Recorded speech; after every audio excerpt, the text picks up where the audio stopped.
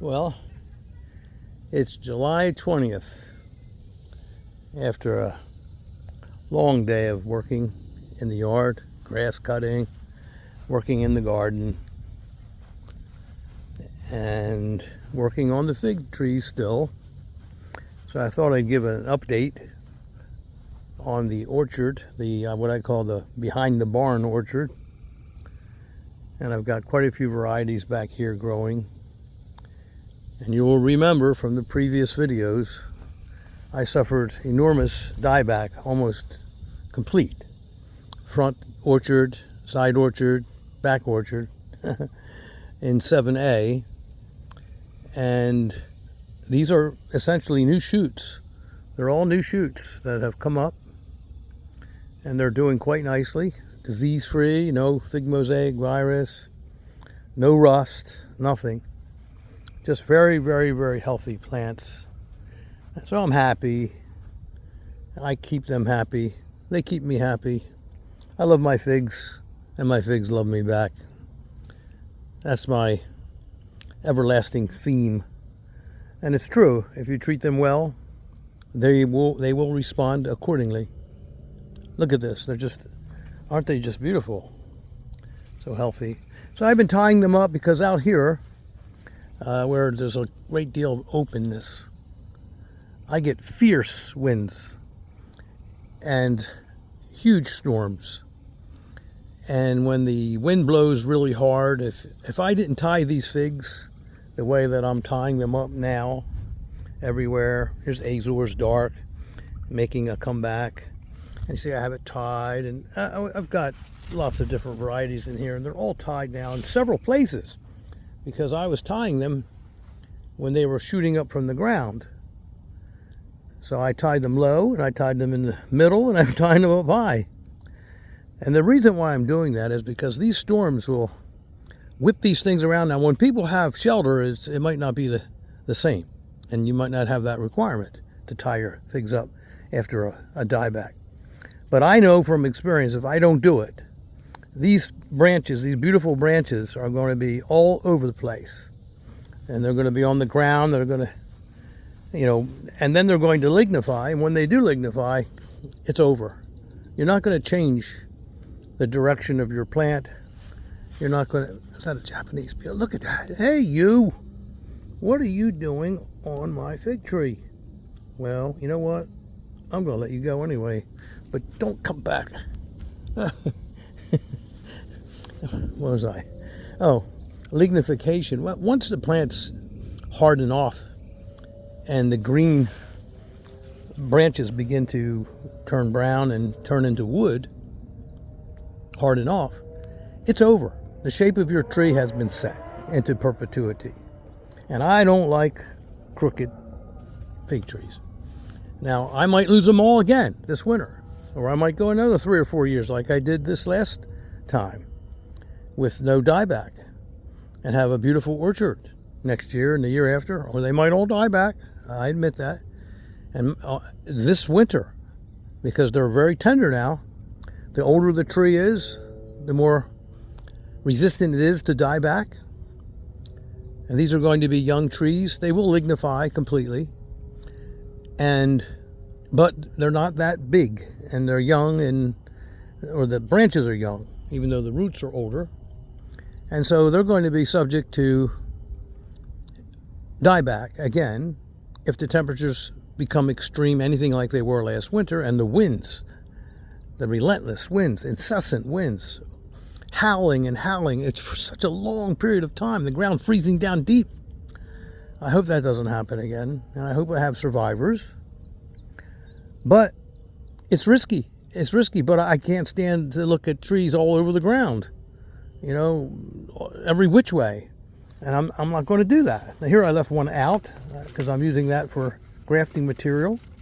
And so as that hardens off, I'll just cut it off. And I'm also putting cuttings in the ground, certain varieties that I really like Tiger and LSU Tiger. And I like Hullier, and I like Smith, and I love Ronde Bordeaux. And I've got a lot of fig varieties that I really, really find very adaptable to my harsh environment.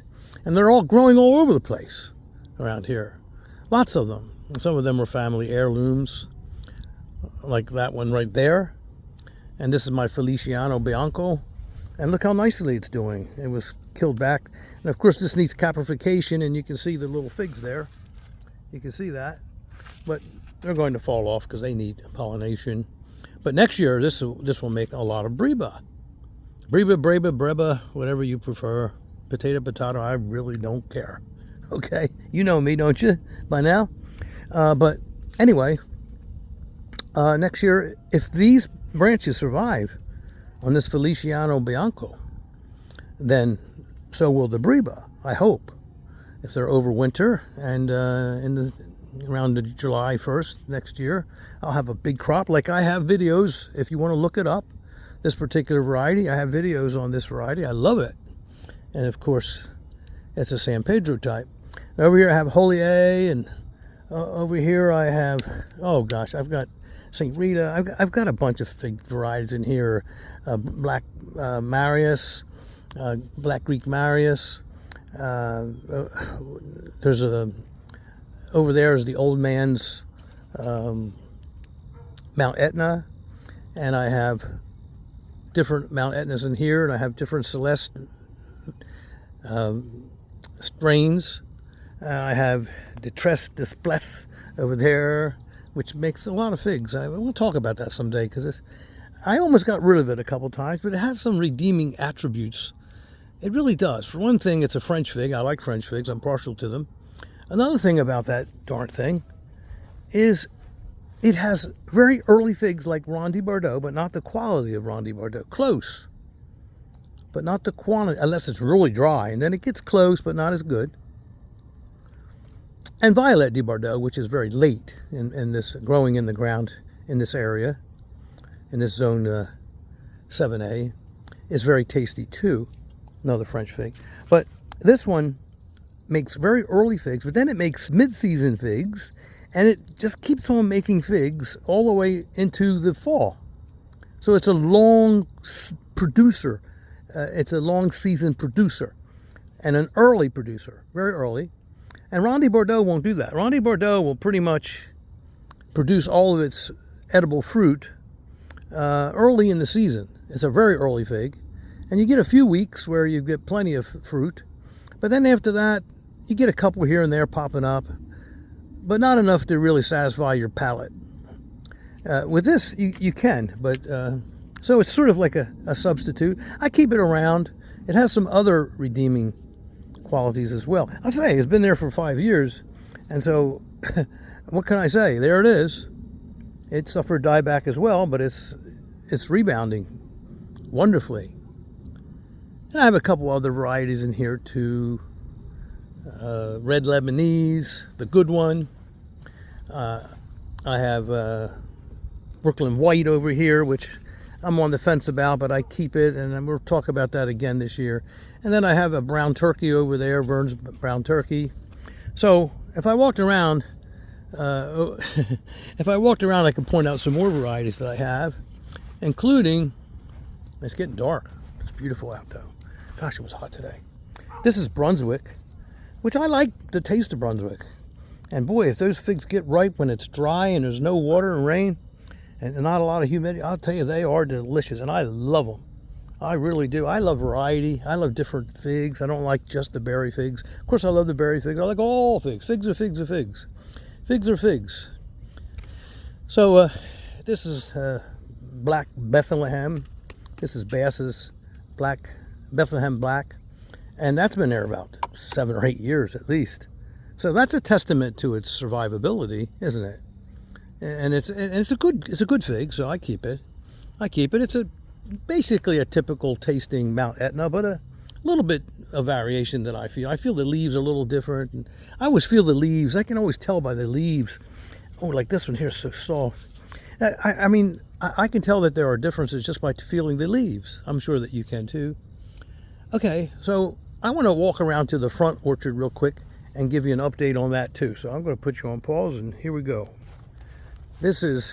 I've featured this in previous videos. I love this particular Mount Etna type.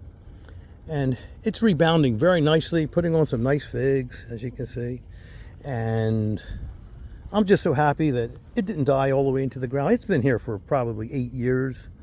And it died it died all the way to the ground, though, and so that's all new growth. But it's making a comeback. Beautiful, isn't it? Isn't it just healthy and beautiful? And this is my earliest of all the Mount Etnas. Very early, but it gets finished before all the others get finished, and then it's done. But it's tasty. It's tasty. It's not my most tasty Mount Etna, but it's close. It's close. Definitely not. And here is my most tasty Mount Etna. And look at the rebound on this thing, would you please? It was dead all the way to the ground. And it is coming back with a vengeance. There's 2 fig trees in here, which I don't really recommend. Let me shut this back. I don't really recommend doing it. You can do it if you space them a few feet apart. But you got to keep after them and prune them a little bit so that they both get plenty of sun. But these 2 have survived side by side for many years. And this is Black Greek Marius. But my favorite is, by far, is the Sicilian Dark, or Black Sicilian. And it is a workhorse. And they both are. They both pump out the figs. And they're different. They're a little different. And the Black Sicilian, or Sicilian Dark, whatever you want to call it, look at the leaf. It's really interesting, isn't it? I just love this. I love this. I put some of these in the ground, some of the cuttings, in another spot because I love it that much. But it's definitely, year after year, it's my best tasting of the Mount Etnas, and very productive. But look, it's a little later than, look at the Black Greek Marius. The Black Greek Marius has figs all over it. Look at it. And they're getting, they're moving towards maturity, towards maturation. And I have little figs in here, okay, but not many. But it's going to start making some. They're in there somewhere. I saw them. It's starting to get dark. Oh, there they are. Look, I don't know if you can see that. You see them in there. So, but I'm going to get figs. There's some more. Hey, that string is on there. Don't break that. That's a fig. I need every fig I can get from this tree. I love this tree. Okay, let me put you on pause. I will just walk you through the orchard here. There's my persimmons trees, my sage-o, and Nikita's gift. And everything's doing well. Here's a grafted. I want to talk to you about some grafts. I did some grafts on these persimmons, and I really want to talk about this. I made some observations that I want to share with you, and I'm going to make a video. Any persimmons lovers out there, or people that like to graft things, I got a lot of pawpaw in the back too. I grafted 5 different varieties too. I have 2 very old figs, very old pawpaw trees, about 20 some years old. Okay, here's the Black Madeira I extracted. I made a video the other day, and there's a Italian 58, and I put some new cuttings in. I've got some. There's Valle San Juan over there. A couple more of the Italian 258, and there's 2 more of the Black Madeira. So I've got some little cuttings that I keep these for grafting, and I keep these for cuttings. I've got Smith in here, and I've got Ronde Bordeaux in here mostly. And it's getting dark, and I don't want this. I hope I can get this. I want to show you the front orchard. This is Ronde Bordeaux. Look how beautiful it is. And over here is Champagne and O'Rourke right there. And Peter's Honey, look how it came. They're all dead to the ground. Look at them. Look at that. I mean, it's really, they're coming back. And this is Tiger, LSU Tiger. This is Alma. Okay, look at that thing. It's going to produce so much fruit this year. Okay, Mavricica right here. A very, very good of the Mount Etnas. A very large, and it was dead all the way to the ground. You will remember by the videos. Just look at some of the Casualties of War. This is one of the titles. But this is Ronde Bordeaux. And look how it's coming back. Look how beautiful the leaves are. And I've got figlets all over the place. It's going to make figs, and it's an early producer, of course. Look at it. It's rebounding magnificently. Here I had Pastilliere, and it died. Pastilliere. It died. And there's a little shoot coming up now, which you can't see because I don't think you can see it because I don't know. Anyway. And over here, Improved Celeste. And over here, this is my favorite strain of all the strains of Celeste figs. This by far is my favorite strain. I worship this. And you just think, well, because it's your dad sentimental. No, I'm telling you, I sent away 30 some years ago for that. I sent away to California, and it was a botch up. I don't know what the deal is on that. I've told this story partially and completely other times, and I think I'll feature a video about that as that rebounds. Look at it. That's just fantastic. There were a couple little branches on the bottom, a foot and a half from the ground, that did survive because the winter, because Celeste is that way. It's very, very cold hardy. Very cold hardy. And look at this. This is amazing. This was killed all the way to the ground. And this is another champagne, LSU champagne. Look at the size of that leaf, would you? Look at that thing.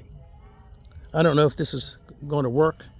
So I'm going to say sayonara in a minute. Arrivederci. But thank you, gang, fixters. Thank you for tuning in. And I certainly enjoy your company. Thanks for your visit. And until we meet again, good day.